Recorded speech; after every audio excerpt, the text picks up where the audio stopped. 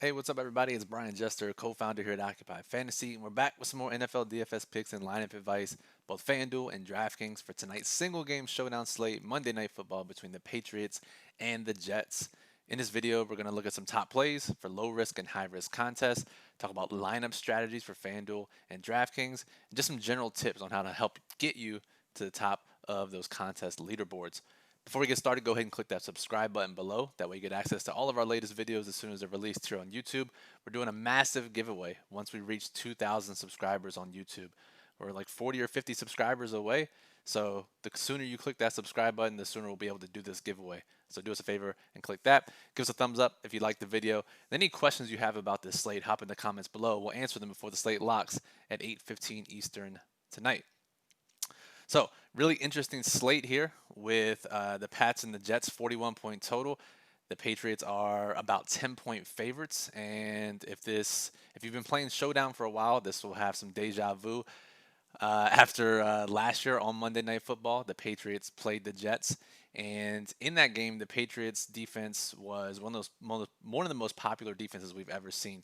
Close to 50% total ownership on DraftKings, nearly 20% exposure to the captain spot on DraftKings.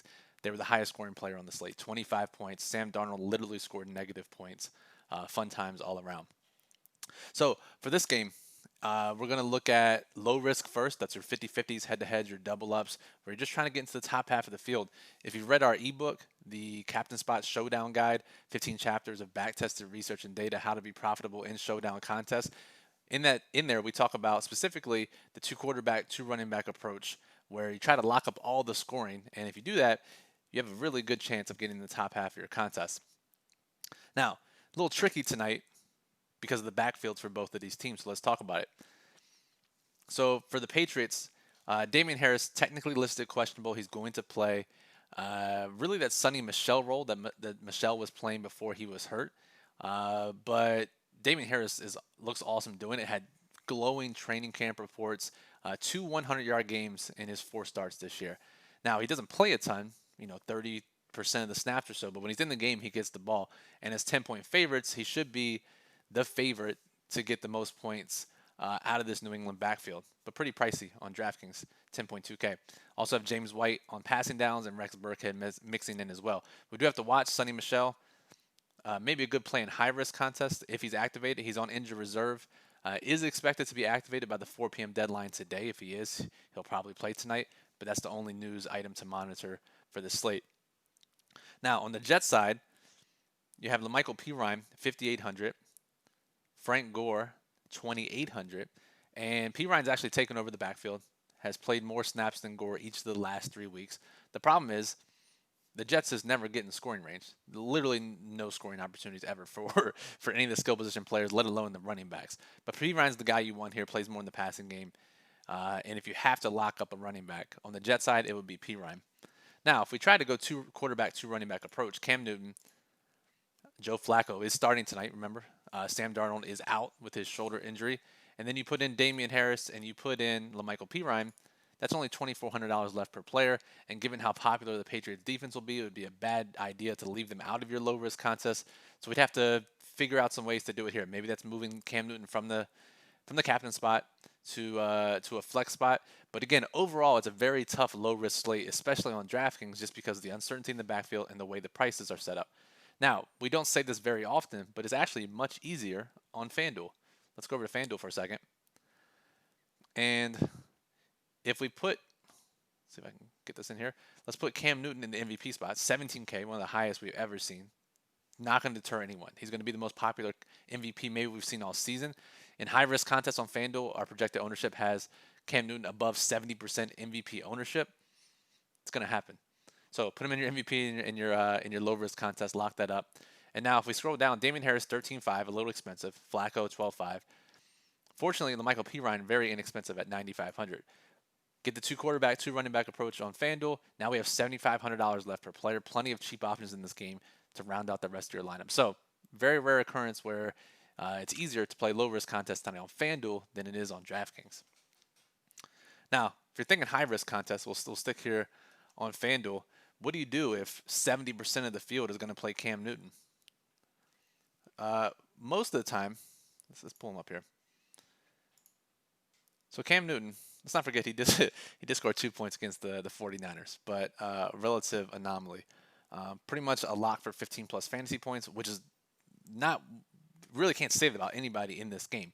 So you're playing smaller contests, just put Cam Newton in MVP, get different in your flex spots. High risk contests, definitely some merit to playing Damian Harris, who could get multiple touchdowns, especially as a big favorite.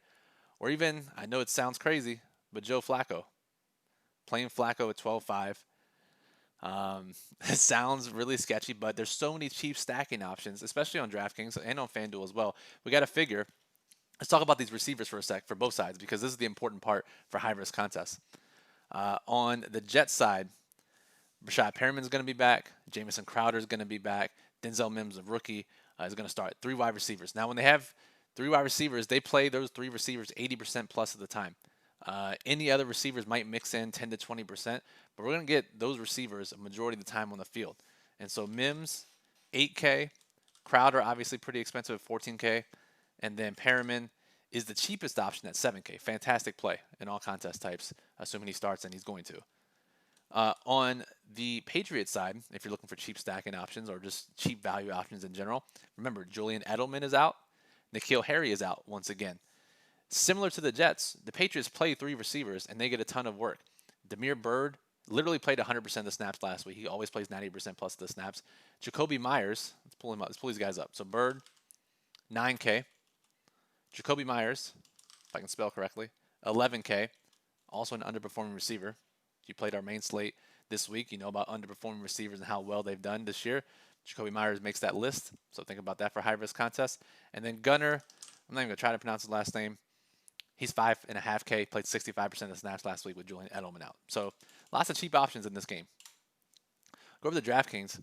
Cam Newton's not going to be 70% captain over here, but he is going to be 25, 30 plus percent. And maybe we play some of these receivers, right? Some of these cheap receivers that can get there. Jacoby Myers really stands out given his underperforming receiver status.